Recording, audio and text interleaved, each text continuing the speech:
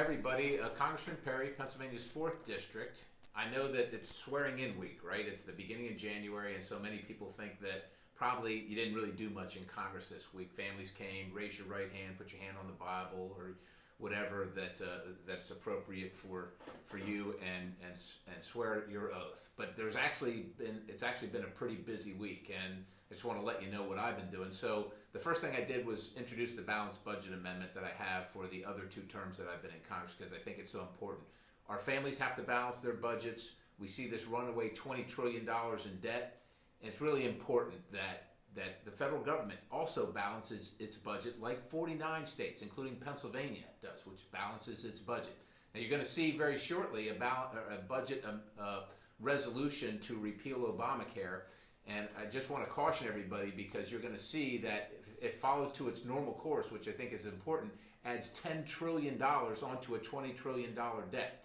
This budget vehicle is only the vehicle for what's called reconciliation for Obamacare. So it's kind of like it's a piece of legislation that really, even though it's a budget resolution, it has no effect of law. But it does show where we'll be if we keep on heading on the trajectory we're on. So that's number one, the balanced budget amendment. The other thing I did was the DHS SAVE Act, the Department of Homeland Security. We held a hearing last session, and we found out that, believe it or not, in some of the agencies there were more vehicles than there were drivers. More vehicles than there were drivers, and their vehicle fleet was mostly SUVs. And get this, most of the mileage put on these vehicles was put on driven from home to work, not at work. So after the hearing, we introduced legislation, which is the DHS SAVE Act, which I just reintroduced, which provides accountability, literally puts somebody in charge of the vehicle fleet, and requires management oversight and also penalties for failure, because we're tired of having millions of dollars of our tax dollars wasted for people to drive back and forth to work in their federal jobs. So I introduced that this week. Also, we voted on the UN resolution condemning the UN vote on Israel and on the settlements.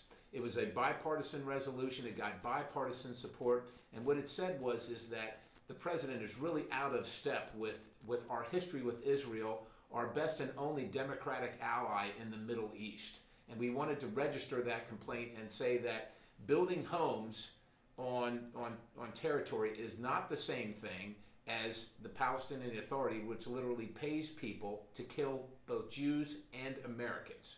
And so we voted on that, and there was, of course, a lot of debate, and there's a lot of things that go into that. So it's actually been a pretty busy week, and of course we're getting set up for this resolution for what's called reconciliation, which is the first step in repealing Obamacare.